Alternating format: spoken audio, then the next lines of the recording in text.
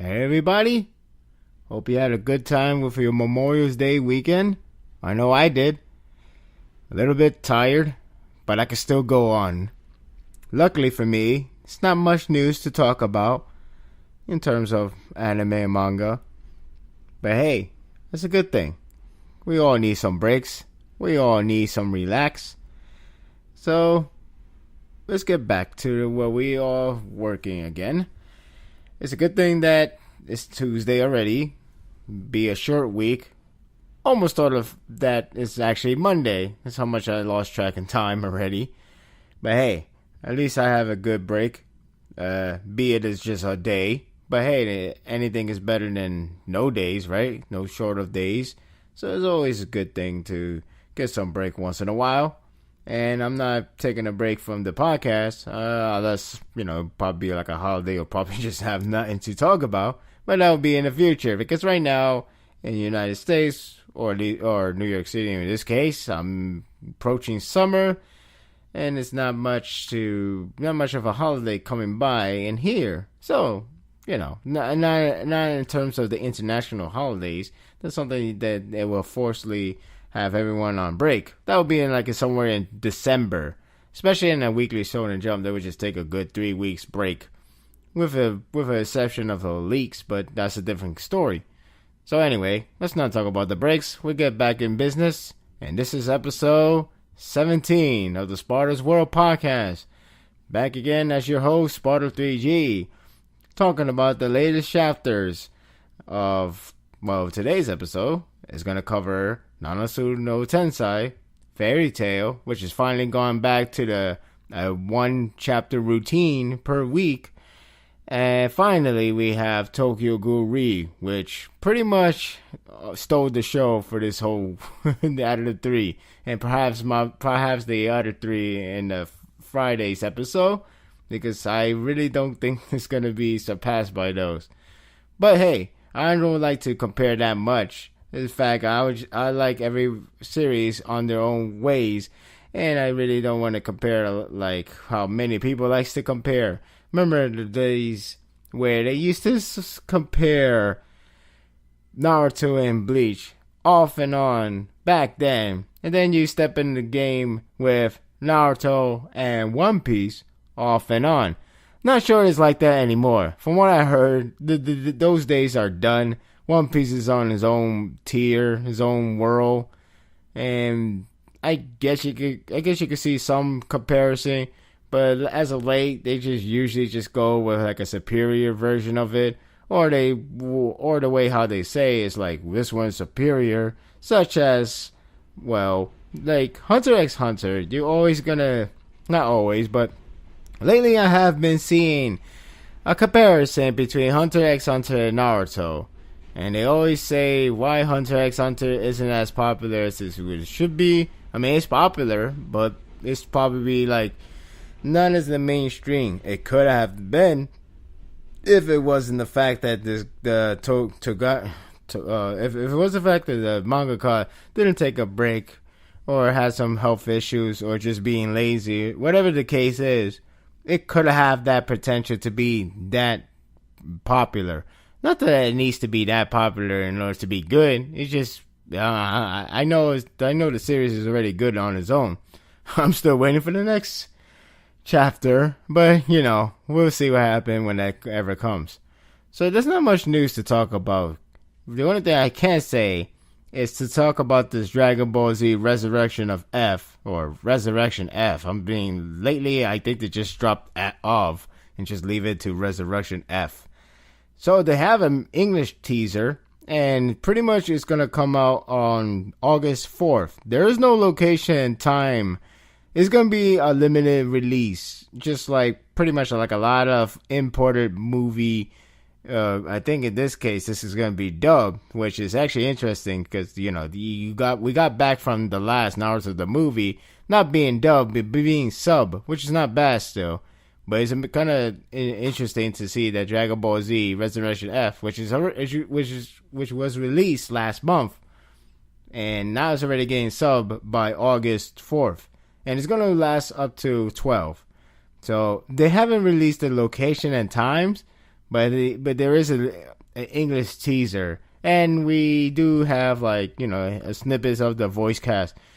So like Frieza, Chris Ayers, he's returning to play Frieza in the English dub. So he already played it in the Dragon Ball Z Kai edition. So you should be familiar with the whole voice casting. Pretty much that's the news I can only say. I don't think Dragon Ball Z Resurrection F has reached the box office, the target box office they needed, which is 4 billion yen. I think they're in a big struggle in the 3.5 billion, and it seems like it's slowing down as Conan, the latest movie, has reached 4 billion. At least that's what I think. And Dragon Ball Z seems to struggle, but oh well. Sometimes you could hit, sometimes you could miss. But hey, if you want to say 4 billion yen combining with the international, then I could see it definitely happen, especially in United States market. The United States market really was very kind to Dragon Ball Z Battle of Gods, as it made over $2 million USDs. I don't know how much that translated into yen at that time, but in this time, well, I think I know how the exchange rate works. So I'm pretty sure because the Dragon Ball Z is still popular in the United States, and the fact that this is more hype than the last movie, especially when you look at Japan, they got more boosts. They got the box office is already surpassed Battle of Gods, especially the opening weekend debut. That alone is already impressive. But overall, it's already doing better than Battle of Gods in the box office wise. I don't know about the quality, but I do want to see myself. And yeah, that's really about it. And hopefully, for Dragon Ball Z to release in United States, I'm hoping it release to my area. Well, actually, I think it's pretty much guaranteed it's going to release in New York City. It's going to probably most likely be in the exact same spot as Naruto, the last.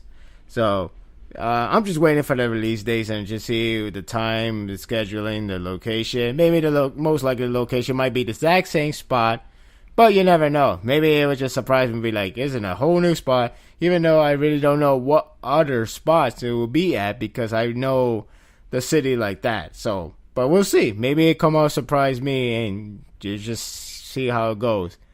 And that's about it for the news. Oh, also that we have one last new info of the Naruto epilogue novel with the Akatsuki. Supposedly, Sasuke meets some boy who has just dealt with the Akatsuki. I don't know. I don't know. It means like fighting them. I think it just means like pass by them, and then they would just start the story off with the Akatsuki member that we all know.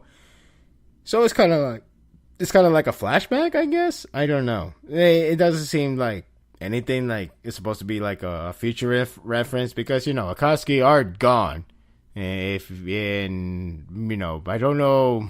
I don't even know that the guy didn't even carry that whole Akatsuki because it felt like it was just dropped or immediately after chapter 2. But I haven't read it yet. But it looked like I was like remember seeing the Akatsuki cloth. And then all of a sudden it just disappeared in following chapters. But again, maybe I had to read it myself. We'll see. But point is, that's the story. And that's the last novel. So, there you go. Alright, no more news. I think we should get started with this whole chapter reviews. So now Fairy Tail is finally going back to just one chapter per week. Things would seems like we might slow down because we were so used to having 2 chapters. But hey, at least it's easier for me, right? In terms of timing. Alright, let's get to Fairy Tail, shall we?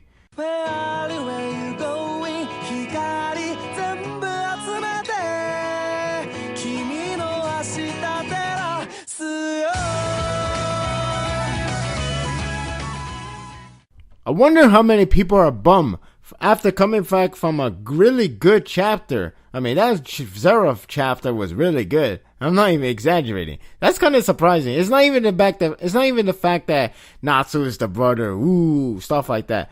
I mean, it is a nice take, but that's not where it makes it really good chapter. Just the overall itself makes it really good. felt we got that good excitement and the good writing that came from Mashima, which we haven't been getting such a while, or more like that kind of writing style. I don't want to accuse like that, but if you're not a fan of the writing that Fairy Tail usually does, as in the entire series itself, then you may be disappointed with the future events that's gonna unfold. I'm not talking about this chapter. This chapter is actually a basic chapter of a reunion, but it's a neat one.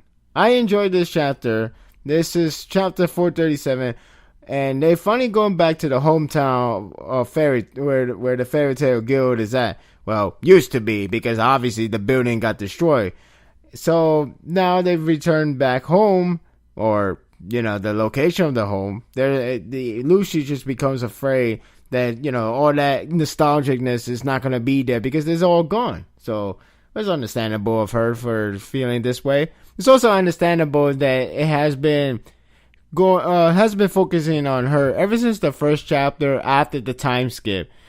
That Lucy wants to get everybody back in together or get in contact with them and get back into a Fairy Tail Guild. Ever since that day where they all were, I guess you could say, forced to split up, thanks to the guild master of Makarov telling them to everybody in Fairy Tail must disband immediately at once. Ever since the destruction by Tartarus, it all split up, and Lucy really wants to get back together because that is her home. So we got this whole flashback, panels by panels, from the past, from the entire past overall. Kind of give you the idea that we're actually getting close to the ending of the series.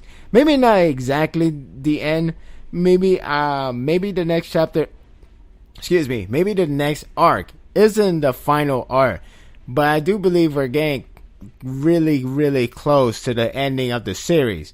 Because, not only are we getting the nostalgia reminder, not only are we getting a flashback from the past of all the experience that Lucy has gotten since the beginning of the series, but also, we're learning more and more about Natsu and his past and how he's connected to the entire N, the Book of N, and soon to be the dragon. We start to see the main villain more and more, and Zeref more and more. So, but let's not jump ahead. My point is, if this feeling is telling me that we're getting close to the end, so I guess you could say maybe this is the last time skip we ever get, but I could be proven wrong. I thought the time skip from 7 years later was the last time skip, and then we got the 1 year later one, so I could be proven wrong. So basically, this chapter is just them going back to Magnolia, and Gaju and Levy went back to the console, and maybe they will meet up. Well, obviously that would be later saved, but I'll get to that later. Lucy sent letters to the guild members, and hopefully they will just respond or get at least in contact. But it seems like it never worked out, or it never really went through. And she only managed to get, she got Natsu, Wendy, Gray, Juvia, Urza, and that's about it. Which is nice and all, but she wants everybody. So then out come Kana, coming back and made a return. And, she was trying to find her father for the past year. But now after the year's done, well, she came back just in time to show Lucy that she indeed received her letter, and then she dragged her to the spot where the Fairy Tail Guild building used to be at, and then out there, that's all the members in there waiting for her, and just pretty much celebrated all together. So yes, everybody's actually back in one location. And yeah, it goes to show you that everybody's always going to remain a family. It's the basic stuff, but it's actually pretty neat to see all this, this whole reunion. Especially we've been in this series for over 400 chapters. So it actually gives you a nice warm feeling if you're such a fan of the Fairy Tales, the guild, or the series itself even.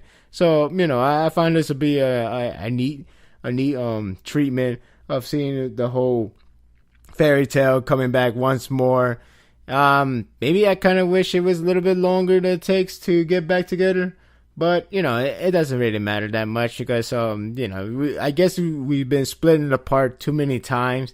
The 7 years they got back. But this one's different because it's all about everybody disbanded. And then they finally got back together as a group, as a guild again. They got back together. The 7 years different ones it's a different story. It's more like missing friends returning. Like felt like they went back on a long mission for 7 years. So that's a different story because they was like we don't know if they're dead or alive or any stuff like that. This one is about disbanding. It was like we don't know if we're gonna return because everybody's move on their lives. But apparently nobody moved on their lives because they all loved being in a fairy tale guild, including Ganja and Levy because they just left the console. Now, it's kind of funny to just leave and that's it. The reason why I'm like, but it's just that, I guess because I was so fixated on that chapter where Gajia was explaining that, even as a friend or foe, the whole Gray being the anti-hero, supposedly being on the dark side. He said that long speech, making it so hype to have Gajio meet off Gray fighting each other and stuff like that, only to be a big trick, a big double spy mission plan, whatever, and pretty much everything it felt like it's just like a huge drop plan. I'm not sure who really knows. So while I do appreciate the wordings, the dialogues, the statement that they provided in the past chapter, they don't really go anywhere because, again, Gray was never a bad guy. Gray was never a manipulator. He was just doing his mission, his double spy, double agent, whatever you want to call those. So that's what he was doing, and, it kind of dropped all that. Then the whole console idea pretty much dropped that. It was fun while it lasted with the whole joke, the running joke of, Gajoku is a console which doesn't sound real to many people. Levy, sure. Gajio, no way. So that was the only thing they did. It's a bit disappointing in my opinion. But what can you do? This is fairy tale. So pretty much no matter what status they're in, I guess the important thing is that Mashima wanted to say is that no matter what status they're in, they're always going to be remembered as fairy tale, and they actually prefer fairy tale over anything because that's family. So I guess that's the message. It's something so simple, as Lucy even pointed out. Such a simple thing can really move a person, and she's pretty much overwhelmed by the reunion of the fairy tale to the point that Mira welcomes her home. Kind of like, pretty much like the old days. So, she breaks in tears. Natsu finds the flag. And pretty much Fairy Tail is back. No building, but who cares? It's about the family. So, that was pretty much the chapter. Again, it was neat. It was a neat chapter. I know we got back from a really good writing chapter from the last one. But, this one is needed. I think right now Mashima is in a slow process of getting back things where it's at. Especially the next chapter is going to be about the Guildmaster, which I'm actually interested to see who's going to be the Guildmaster. Unless Makarov, which by the way didn't come back, returns next chapter and he will be the Guildmaster. But I don't think that's the case. Maybe, I could be wrong. People expecting Laxus. I haven't seen him. I don't think he returned there, but he could probably show up as a surprise. It's possible he could be the Guildmaster. Or maybe, I don't know, Lucy, because she is a very, very caring person. I don't think it necessarily needs to be like a strong person. I mean, she's strong now. I can't say the strongest out of Natsu, Gray, Urza, but she is strong. But I don't know who's going to be the Guildmaster. So I guess I'm interested to see that.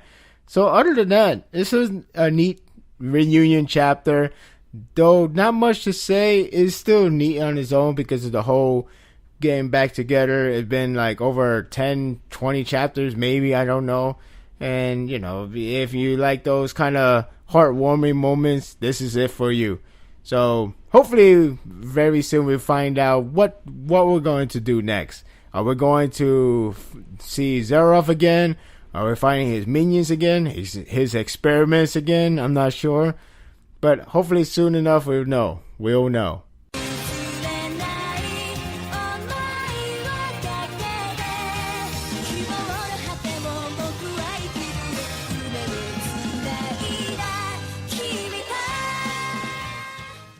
Technically, we don't have a new chapter. However, we do have a side story, a Gaiden. I guess it's a new chapter in some way, but it doesn't line up with the number unless you want to go with the 0.1 or 0.5 or 0.6 or point whatever. So let's just call that a Gaiden, a special Gaiden, just like with King and Bon. Now this time with Diani. So yeah, this was one I was really interested to see because I was just thinking it cannot just be with just King, intertwined with just King. It has to be more than that. And, of course there's a lot of hints in the series itself with being more than just, her and the King and King. It's just more than that. Or even more with Milidus, which actually made an appearance in this chapter, just like in other... Well, yeah, just like with the other ones, because that's how he works. But it's one way to find out how you become the 7 Deadly Sin members. So, but in this case, this one is the beginning, and that's what it's called. It's the beginning, and of course, with Gaiden like this, it's gonna be more than 21 pages. It's gonna be up to 45 or whatever, how many pages the guy can work. So that said, the fact that this is actually a 2-parter Gaiden, which is actually interesting to even know about it, because I think this is the first Gaiden to do that. So I'm actually curious, how much story can you be told about the Giants clan and Diani? So going by this chapter alone, I thought it was actually a pretty good one, and a very interesting one, no less. This seems like to be the most cruelest one, at least out of the 2, or 3 at this case, sorry. I mean, Bond has a sad end, King has a sad end. I'm assuming this one will have a sad end as well. But the fact that the whole overall so far, it's actually has been pretty upsetting and brutal. Especially with Matrona, who is the Earth Fang. She was a very powerful warrior, that's for sure. And then you have Diani, and then you have Dolores, who is not even actually good of a fighter, more of a just a normal giant actually. And pretty much this whole case of the giants, and at least in the past, I'm assuming now too, it's just that they're basically a higher mercenaries. They're just there to reinforce the humans in terms of power and strength. So they're just there to fight alongside as a reinforcement. And like I said, higher mercenary. Even by the end of the war or battle, they get paid with a lot of money. So pretty much they're just higher mercenary. And to the point they really don't have that much of a self-respect. Well, they respect themselves to be as a warrior, to pack a punch. They live to fight, and they live to see the day of killing their opponents, defeating their prey and stuff like that. Because that's what they do. That's like their job, or life even. But to the point for the savage giant themselves, since they hired one as well, Dumble Boss, they were hired by the savages, and Matrona ends up killing him. And it's sad because it's like, that's part of your clansmen. You still gonna kill them? And he did, and she did. And Diani did not like it at all. Because, of course, they just killed their brethren. And why should they? They all in the same clan. And yet they're just listening by the humans because they're just being tooled by them. Even though Matrona said, no, we're not being tooled, we're just being we're coexisting. It's just it's just the way how it is, and it's actually kind of neat to actually use the other Gaiden, the King's Gaiden, with the whole fairy. They were talking about the rumor has it, even though it's confirmed true, with one very trusted human believing they want to exist together and stuff like that, only for the humans take advantage, just pretty much deceive him. And after being deceived, he started to kill every human everywhere he passes by, which ends up being King's best friend. So Helbram. So it actually connects with those two together. And not it's a lot of way, but they use that reinforcement of that idea approach, which is neat to do. So you can see how much the things are one world connects to another. Dolores is not much of a fighter, and unfortunately, because of her not being a good of a fighter, Matrona is pretty much a very, very strict person, a very harsh person, no less. She's just to belittle her as much as she can, and Diane just doesn't like that at all. Pretty much come out as the only person that, even though she's actually strong and she's part of the Giants clans, she still detests the entire life system they have, being like a higher mercenary, just be there to fight and fight and fight. So that's their way of being. That's their way of receiving happiness, I guess you could say, stuff like that. None of that other human thing, none of those like want to be somewhere to be loved or anything like that. That's different style. This one is pretty much just way of fighting and everything else like that. They go through harsh training. Dolores already wants to leave the village because Diane did leave the village herself before, which she doesn't have the memory. Which again, as you remember with the King's Gaiden, that's where that all comes in. So it's like putting the pieces of the puzzle together. Is actually amusing to see how each of the Gaiden actually lined up so far. You could say Bond. You could say Bond is like, I guess you could say like you start with Bond, then go with King, then go with Diane. Not sure who's next, but still, well, technically it's Diane next again because we had to see the conclusion. This is a two-part, which is amusing to know that it's a two-part. So I guess you could say anyone else can have a two-parter or even three-parter. But anyway, back to this. Pretty much they go through the harsh training, and again, Matrona is just being such a pain in the ass, just to make Dolores be a fighter or at least something, but she just can't. She's not capable of that. And then Diane protected her in that training with the rock concentration one. Be pretty much like you pretend that rock is a life, and if it falls, that means you're dead. And then the other training with the heavy metal one, where Dolores did it once, and it seemed like it went well. One punch though, she's out, so that's not good. Then Diane took a lot of hitting in the heavy metal, pretty much showing off that hers is much more successful than her friend. So, then Dolores protected Diane after she got hit once. So it's like a trade-off. It's a neat trade-off from two friends. And, again, Matrona is just a real pain in the ass, just telling her, if you want to live a good life, if you want to so-called living, if you want to not fighting, then how about this? Give a birth to a newborn and have that newborn be a fighter. It's like, what the hell? It's just harsh. What the hell is with this clan? It's brutal. Maybe it's not the clan. Maybe it's just Matrona and her ways. I don't know, but that's how it seems like so far. Just hell. They might as well leave. And then that's where Dolores really wants to leave now. She really wants to leave. She really screamed out to Matrona. So she already had enough of it. And at that point, Diane didn't really thought about leaving until she overheard Matrona. The reason why she was being such a pain to the team, mainly more of Diane, is because she has the most potential. She has the best potential to be a very powerful warrior.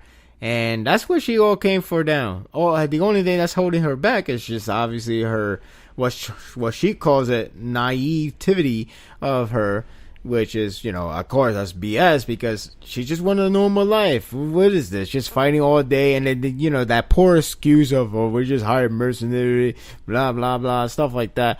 You could just already know it's already a harsh way of living. It's already a harsh life that Diane has to put up, especially with her friends is suffering from that as well. To make matter worse, when Diane finally wants to leave, Dolores wants to stay because, now she thinks about it, she is living in a place where they could accept her, because she's a giant. But she's accepted. Even though it's a harsh place, even though they're treating her crap, she's accepted, and, that way she's not alone, and that way she can feel safe. Which is pretty much feeling forced, which is upsetting, because, nobody wants to... Okay, I understand people don't want to feel alone. That's understandable. Even when you have to live in somewhere that's like treating you crap and whatever like that, it's still better than being alone. That I understand that, but there is note to that. Sometimes I wouldn't say alone is better, but sometimes living like that, it's best to try to escape from it and try to find somewhere else. And hopefully, just hopefully, you'll find somewhere that you could be accepted and be very kind and be respected that you deserve. So, pretty much she's forcing herself to stay there just because she knows that's the only place she can be accepted. So that's where we have Diane being by herself, and that's where the whole Meliodas and her meet for the first time. Comes in, falling in love the first time, having a crush, that whole thing. Which now we know that she's actually kind of mixing up the feelings of Meliodas and the old feeling that she doesn't know where they're coming from, the old feeling for King. So that's all being mixed in. And it's actually interesting to see that the whole thing is mixed in. This is the reason why Meliodas is actually being so this is the reason why she loves Meliodas, because of that. Not only that, but again, if you look at the guide in itself, she live in a hellish lifestyle, and because of Meliodas accepts her as a like a separate person, that pretty much gives you the idea that she feels accepted. So that makes sense. That actually makes sense why she falls in love with Meliodas, which is funny because this is something that you always see in a lot of series where, of course, where they're alone and then they get saved one time because they feel like they're accepted and then they follow. I just talk about Fairy Tail. Juvia is the same thing. And then Juvia is now madly in love with Gray, calling her Grey Summer and whatnot. So with this case, it's the same thing. Diane doesn't remember the whole past with her relationship with King. Doesn't remember how it feels with being accepted by another, let alone a fairy. So, this is the reason why Diane actually feels like she finally feels accepted, and this is why she fell in love with Meliodas to begin with. Unfortunately, when she goes back home, Dolores died. Dolores died because she took Diane's place to do the bodyguard in that one mission. Not a mission, but more of a higher job. And that's where she died, because obviously she was not a fighter. So she died, and the one that put her in charge was, of course, Matrona, the captain. And then that's where Diane just said, had enough, just punched the crap out of her. Then she punched back and pretty much knocked her down. And this is where the cruelness comes in. Even though she wants her to be at her full potential, she just went all out. She completely burst out anger at her by telling her, like, you just gotta accept your life. This is how we giant go. This is how you do it. This clothing, this should not be you. This is not a giant. You're not a fairy. You're not a human. You're not everything. She pretty much derailed Diane to the very point that she just walk off and just feel crap, just absolute crap. And she broke down tears because Diana is the only giant, at least I think is the only giant, that just want to live a normal life. Even her dreams is the same as a human. Like go out there, get a family, be loved, and start a family, get kids, let the generation pass on and stuff like that. Normal life. But instead, the giants, this clan, is all about fighting. Money, well, it's not about money. It's just pleasure of fighting. And that's what upsets her. And that's not the end of the Gaiden. It's the end of the chapter, or Gaiden chapter, but we're going to find a conclusion. We're going to find out what made her be I believe her sins is envy, if I recall correctly. So we're going to find out what's her sin. And that's where the interesting part comes in. So yeah, it's crazy. It's a very interesting one to me, at least. The other one, there are done deal, and they're still good. I like Bond. I like King. I'm really liking the Diane one, and it seems like we're gonna find out what's her sin, and I'm really looking forward to how the next one goes by. This one was interesting, and it lets me really compel and make me feel very sorry for Diane just to deal with this crap. And it's crazy how she actually used Matrona name back in that tournament they have, just to get that her weapon. But yeah, we're gonna find out soon. Maybe a lot of things change, and maybe we're gonna find out the real, maybe the real personality, or maybe the real feelings. I don't know. We'll find out very soon. But really enjoying this one.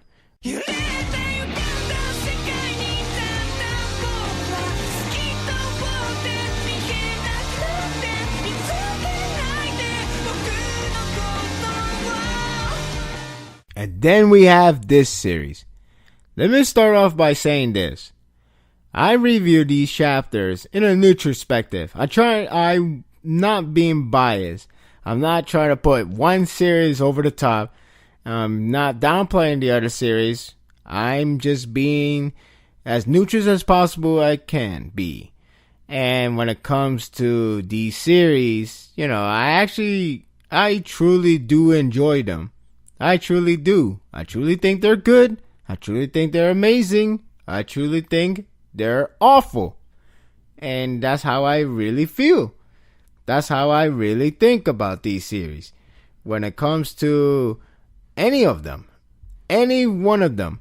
I know a lot of people usually be biased and just say like this chapter kicks ass all because this character just showed up. That's all they need.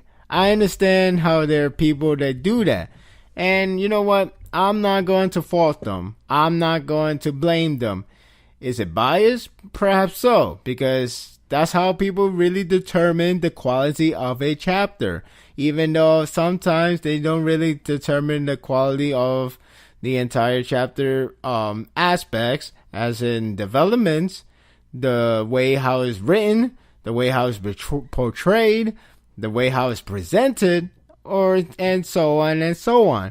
So, like I said, say like you could just have one chapter of nothing, just boring, just until the very last part, this character returns, and then it'll be amazing chapter, all because that character has returned, and everything erased. I understand the last impression does help, and it does.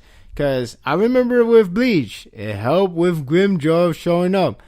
But I didn't make it too outstanding. I thought the chapter was decent, but it did help to make it a good impression at the very least. I thought the overall chapter wasn't that spectacular. I don't think Grimjaw saved the chapter or whatever. I know I'm talking about Bleach here, but my example is that I'm not going to be like, all because of one moment is going to change all that, or one moment is going to make me say it's a great chapter, or whatever my needs. I'm more of looking of how the story is written, how the chapter is written, portrayed, presented, and so on. So now we get to Tokyo Ghoul Read chapter 30. And honestly, if I was being a fanboy, I would go ballistic. I would just type in so many crap that I don't even know what I just say. That's how much I I like this chapter. But as a neutral view, I thought this chapter was still outstanding. Maybe not 20 out of 10 chapter in my head if I was to go fanboy all out. But as a neutral guy, I would say this chapter was like a good 10. A good 10, if not 9.5. We could go 0.5 or 0.75 even given. This chapter was outstanding. I really liked this chapter so much. I couldn't even share my quick thoughts on the day of the release of the chapter because I was just astounded. I can't even say it right. I was astounded by this chapter. And like I said, I'm trying not to be that biased because I read it so many times. And I really thought this was really well portrayed.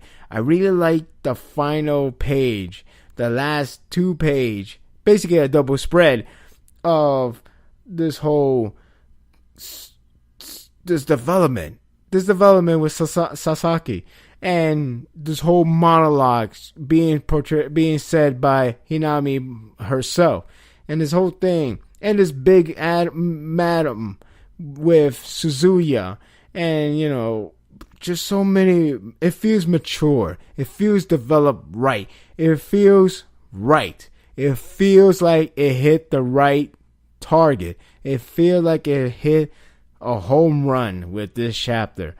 And I haven't even talked about what's the inside of the chapter. We have Ayato.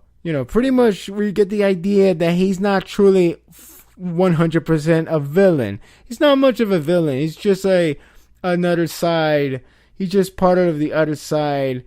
And, in the other side, he could be a good guy. If he's going with the human side, he's a bad guy because, he kills human. He hates human.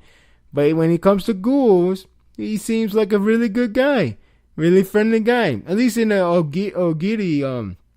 Ogiri Tree team. Because, you got everybody just talking about experiment. With those weird looking guy. I forgot his name. With that mask. Who never talk. Who have a clock. You know what I'm talking about.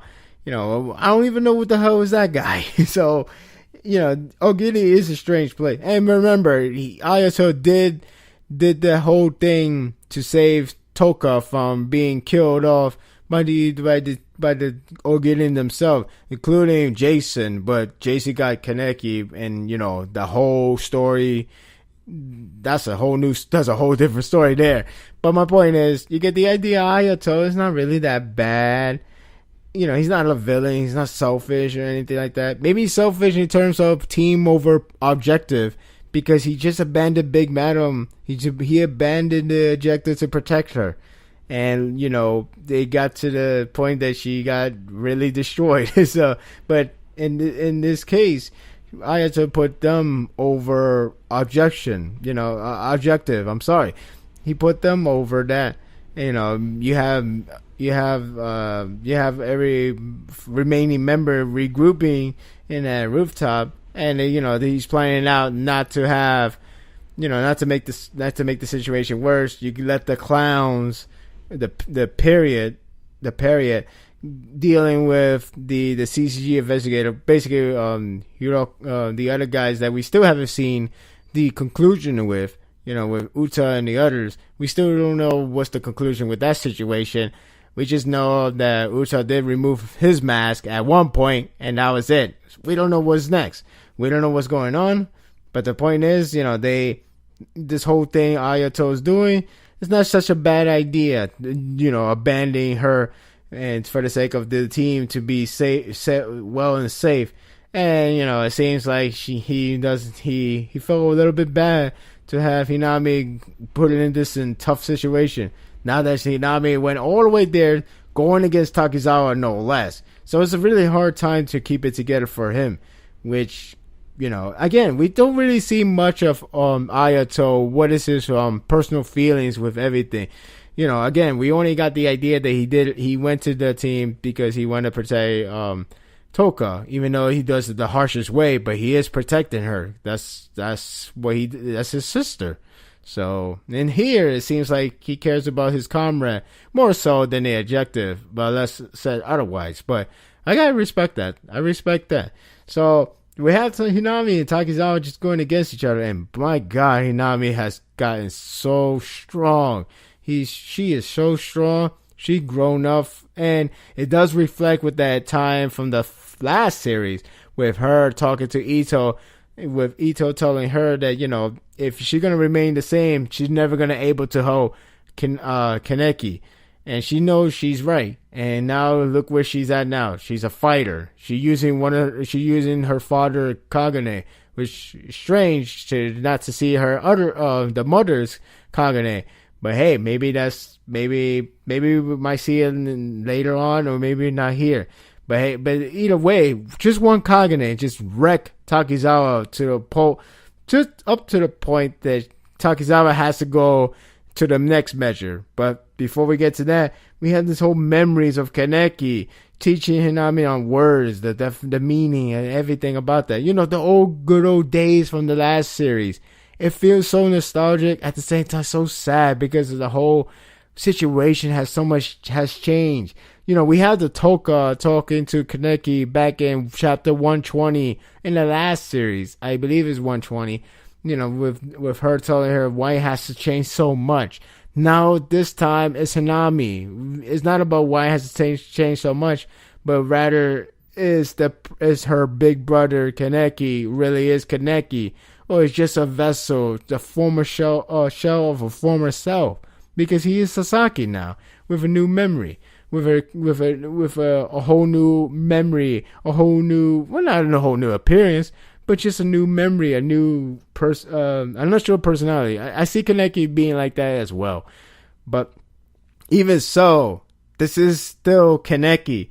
So even if he doesn't remember her, she would still protect him, because he means a lot to her. He means a lot. And, you know, again, going back to the last series, with Hinami really wanted to do a lot more for Kaneki, not just being by his side, or be by Toka's side at the one point as well. You know, she just really wants to just to be with them, because they're just like family to her, especially, you know, after losing mom, and then she connects with Kaneki and the others. It's just, why stop now? And again, it just keeps building up within the same chapter too. It just keeps building up all the way to the end, which makes a very emotional ending, emotional monologue coming from Hinami, because you could really understand her from her point of view back in the last series to now. So before we get to that, we got this Takizawa just go crazy up to the point he went half mask Kagaja. So yeah, he does cannibal too. Good freaking job. This guy's just nuts. I have no idea. Somebody got put out of his misery. Seriously, because seeing the past self is a drastic change from the current self right now. Because the past self, he's you know, he almost felt like a comic relief character. Now all of a sudden he's this deranged lunatic right now, and I don't even know if I really want him to die, or well, actually I do want him to die, but not for like good riddance, I hated you, or it's more of a just you gotta die, put out of your misery, because you're lost everything you had. So I don't know, but it gave me that mixed feeling, especially where later on during the fight he's just banging himself like I didn't eat, just losing his mind, like he's talking to a million people in his head. Pretty much the process of Kagaja, when they lose their mind, they go deranged like that. So before we get to that really epic piece of the chapter, we have a really, really good piece with the whole big madam going against Suzuya and his squad. And she just took her out easily, because she just got outnumbered. The team itself is a really good team. And she big madam pretty much by herself. Again, Ayato abandoned the mission to protect her, so she's all on her own. Now, I don't know if this is going to be a punishment coming by by the Ogiri to Ayato. Maybe there will be, and that's where maybe a lot of feud is gonna happen with Ayato and Ogiri. Maybe something that will part ways. I don't know. We'll see very soon. But this is a crucial because Big Madam been out there for such a long ass time.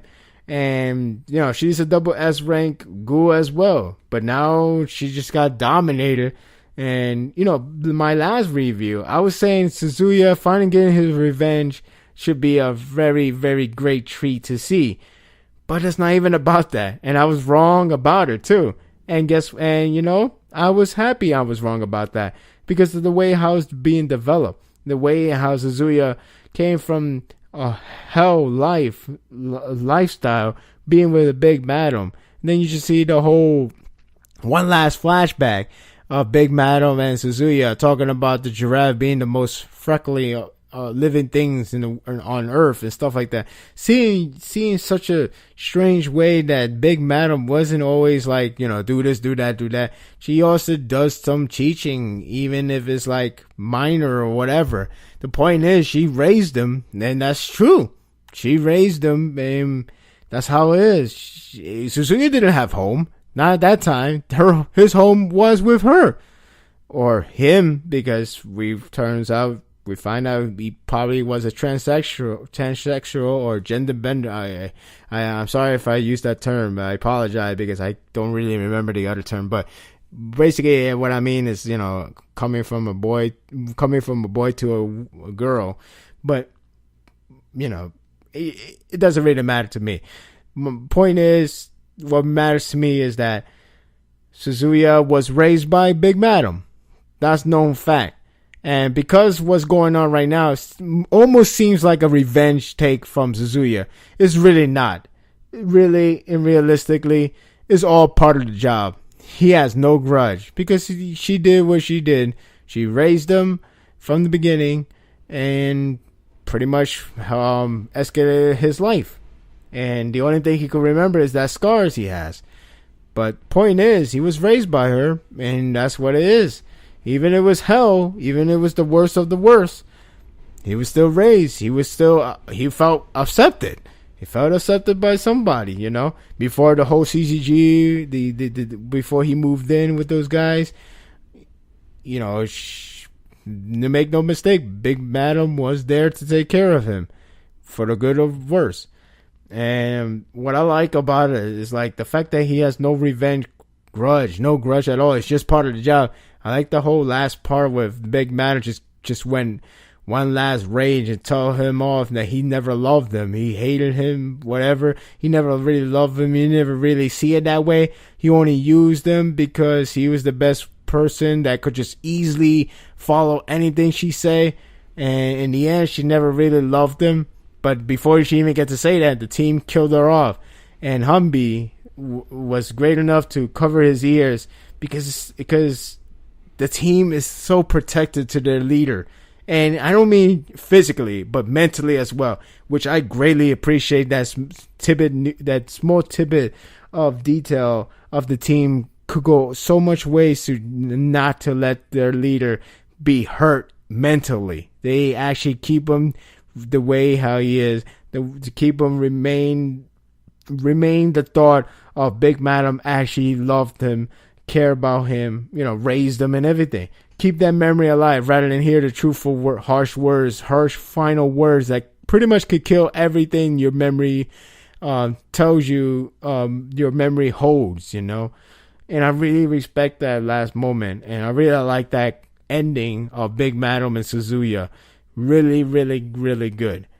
And I'm glad I was wrong about the entire revenge thing. I guess I was so caught up with that because a lot of series does that. And it's not that revenge is bad. In real life, revenge is terrible. But I'm talking about in story wise, it's not that bad. You gotta write the revenge story the way how you need to tell us it's a good thing, bad thing. Well, it's always gonna be a bad thing, but tell us you gotta tell us the story of the revenge, whatever they needed. Suzuya was not about revenge, and that's what I made a mistake.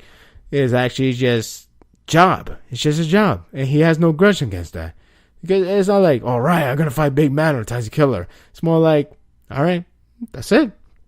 And I'm glad I was wrong. I'm glad Ishida went this route. And I was so happy about that.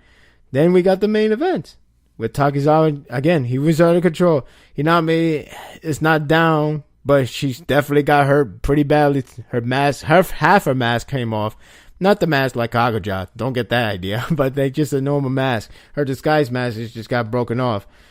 And then Sasaki finally comes back. And this is where this chapter really, really shines in terms of the emotional impact. Again, Sasaki got the impression that Kaneki is like a mysterious person to him. Doesn't really know about him at all. Or any truthful about him. He wants to learn that. He wants to learn the past self. He wants to know if he's, what the memories remain. What is the memory carries. And even though Sasaki likes to be Sasaki himself, especially being a family guy with the Q squad, the Queen squad, everything about that, it's nice to know. But he wants to know the past. He goes so far away. He goes many ways to try to get the memory back without having disappearing. But he is afraid of disappearing if he remembers all about Kaneki all in one shot. He could remember everything if he just let the power control him, but that requires him losing himself. And he don't want that. But he is afraid that even if he doesn't do it that way and just collected the memory, maybe it would still make himself disappear. Because he's already making a good life. He has his own family, the Q Squad. He has that. He's accepted in the CCG investigators team. He's accepted by Arima. Come on. And he sees him like a dad. He sees Akira like a mom. He likes it, but he does want it to know his memory, even if it's just a make believe family. It's still something. It's still good. It's something. But Kaneki, he still wants to know about Kaneki. And now he gets the understanding that Kaneki is, in fact, a good guy. He's a really good guy. The fact that he has a little girl, Hinami, protecting him so badly, that means that Kaneki definitely has really good people and a really good guy to get that much of respect. With Toka, when he met Toka, he get the understanding that's something for a love interest. Obviously, sneak in love interest ways of portraying. Especially how he's like, I never had thought my past self would meet this much of a beautiful person. So you get the idea that's obviously there. But of course, they didn't trigger too much. Hinami triggered a lot because he gets the understanding that Kaneki was a great guy. He was a great guy. He took care of her well to the point that she highly respected her. And after seeing her portrayal, her defense, going all out just to defend Sasaki or Kaneki, Sasaki understand completely just by seeing that. And it's understandable. Again, more and more he's understanding that Kaneki is actually a good guy. He's accepting his past. Unfortunately, because he's accepting his past, that means he will probably disregard his present. And with Psycho, where she yells my man, where she yells at him, telling him not to go, don't go, and he just I guess you could say ignore it. I don't know if it's really ignoring, but you get the idea that Sasaki is just gonna accept the past, and if he disappears, so be it. At least Kaneki returns, but he's not really keeping his old self. His present self and his past, and bringing along with the memory of the past self. So that's what I really wanted. I really want him to remember Kaneki, but be at the same time accept himself as Sasaki as well. I don't know about names, but that's what Hinami comes in saying. It's not really about name, even though he doesn't have the memory. Whether he does have the memory or not, it doesn't matter. He is Sasaki. he is Kaneki, her big brother. And that's how the chapter ended. And it seems like Kaneki is making his return in the next chapter. As you see that finger crack, obviously the throwback memory back to the Jason and just the way how he fights in general. But just seeing these details, seeing that wonderful double page ending of a chapter, really nice artistic design, just feel very metaphorically speaking me, this whole Psycho telling him not to go, and Sasaki just come off saying like, I wouldn't mind disappearing. And now seeing Kaneki most likely return in the next chapter, it's just like it seems so sad. I know Tokyo Ghoul is always like a sad trip memory lane and stuff like that. It's such a sad roller coaster, but that's how Ishida writes, and it makes us sad because it's like, can he not suffer anymore? We don't want him to suffer anymore, and he's not there just to suffer and just make us forcefully pity him. We really care about him. I care about him. I genuinely care about him. Maybe I didn't care about him in the anime version, which I will review that very soon. Get to that. But the fact that the way how it's written, the fact that how they portrayed his character, his personality, his past, his problems, from the first series, and then we got this series, living in a family, whether he thinks it's makeup or not, it's still family. And he has, he felt good, even though he wants to know about his past self still. It felt good. These Q Squad, Psycho, Shirazu, Ure, Masuki, these are good people. These are, something that keep him busy and something that he's like a mother to them or a family guy, or however you want to see it. Point is, he has that. And just to see him being suffered because they targeted him, since they know he's Kaneki, they want him back again. And it's like, oh my God, leave him alone. Just leave him alone. And now he's pushing himself to be Kaneki again, which is good for fans, good for me too, but I don't know if this is the right call, because if he goes back Kaneki completely, this is going to go to a very significant change of story. So is he really going back completely? I don't know. I do believe Kira is coming. And when she comes, a lot of things is just going to get more turmoil. So yeah, we'll see about that. But again, outstanding chapter. I really, really enjoyed this chapter so much. Read it like over 5 times. I couldn't believe this is what's in this chapter. And everything about it is just so good.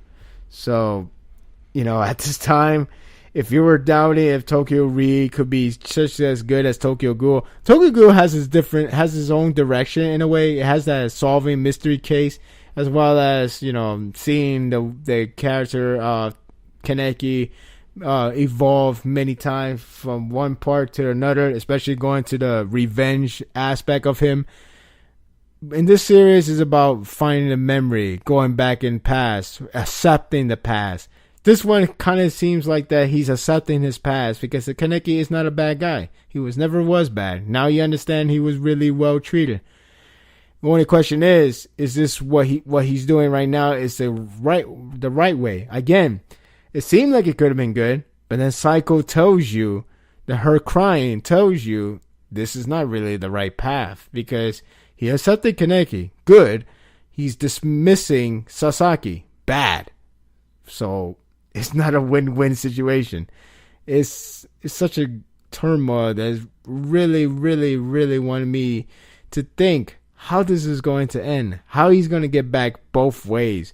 How is this going to work? And I'm just so fascinated by this entire story. And I really cannot wait for this next chapter. I've been saying this for a couple of weeks already.